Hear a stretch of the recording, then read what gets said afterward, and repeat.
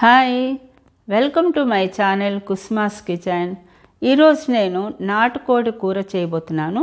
మరి ఏ విధంగా చేయాలో, మరి దాంట్లో కావాల్సినటువంటి ఇంగ్రీడియంట్స్ ఏంటో ఇప్పుడు మీకు చూపిస్తాను. చూడండి. 300 గ్రామ్స్ నాటుకోడి కూర అండి. శుభ్రంగా కడిగి ఈ విధంగా ఉంచుకున్నాను. దీంట్లోకి ఒక 2 చిన్న టమాటాలు, ఒక 3 ఆనియన్స్, కొద్దిగా కరివేపాకు, తగినంత కారము, పసుపు, మసాలా, గరం మసాలా, అల్లం వెల్లిపాయ పేస్టు, తగినంత నూనె. ఇప్పుడు మనం స్టవ్ ఆన్ చేసుకుని గిన్నె పెట్టుకుందాం. స్టవ్ ఆన్ చేసుకుని గిన్నె పెట్టుకున్నాం అండి. ఇప్పుడు నూనె వేసుకోవాలి. ఇప్పుడు నూనె కాగుతుంది. మనం ఉల్లిపాయ ముక్కలు వేసేసుకుందాం.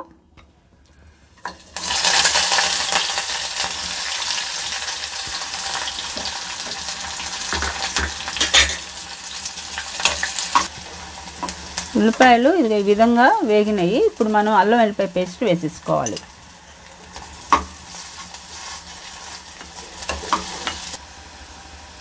ఇప్పుడు పసుపు వేసుకోవాలండి.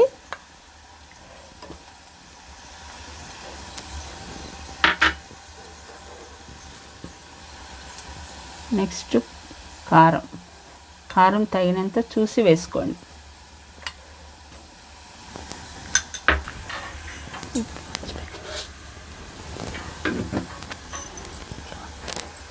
ఉప్పు,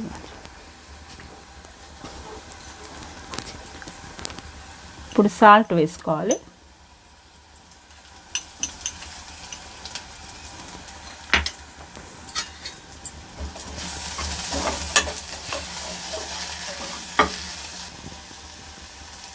నెక్స్ట్ టమాటా ముక్కలు వేసేద్దాం.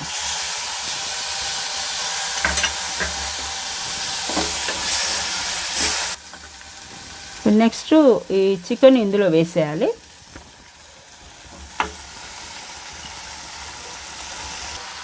ఇప్పుడు మీడియం ఫ్లేమ్లో పెట్టుకుని కొద్దిసేపు మనం ఈ ప్యాన్ మీద మూత పెట్టేసుకుని ఉడకనివ్వాలండి.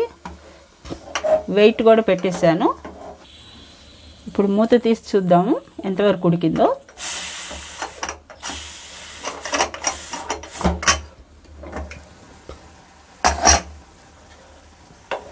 దగ్గరగా అయింది కదా. ఇప్పుడు మనం కొంచెం వాటర్ ఇందులో వేసుకోవాలండి.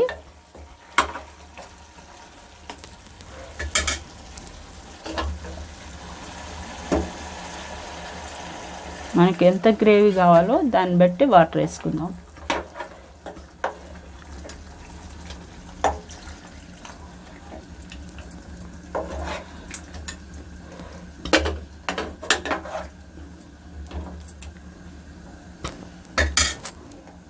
ఇప్పుడు ఒక 2-3 మినిట్స్ మూత పెట్టుకుని ఉడకనిద్దాం.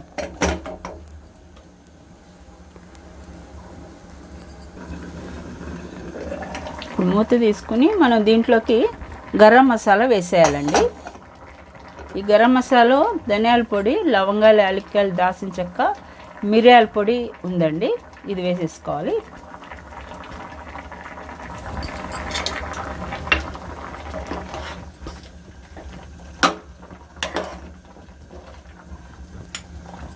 ఇప్పుడు ఇది మనం ప్యాన్ మీద మూత పెట్టుకుని వెయిట్ కూడా పెట్టేసుకోవాలి. ఒక 2 విజిల్స్ రానివ్వాలి.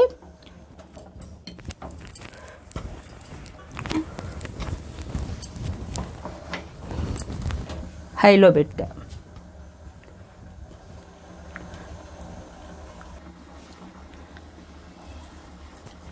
ఇప్పుడు మనం మూత తీసి చూద్దామండి. ఎయిర్ అంతా పోనిచ్చాను నేను.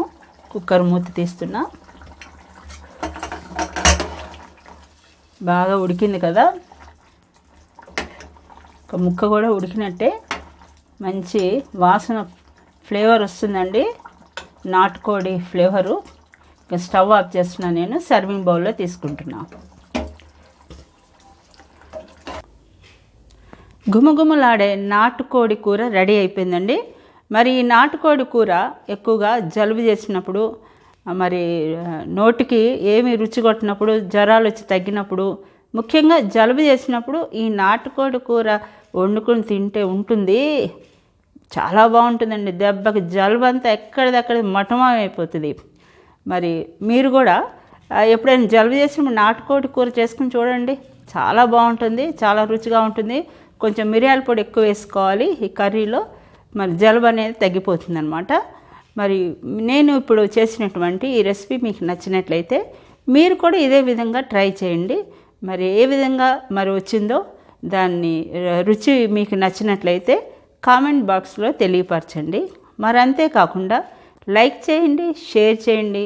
కొత్తగా నా ఛానల్ చూసే వాళ్ళైతే సబ్స్క్రైబ్ చేసుకోండి. Thank you.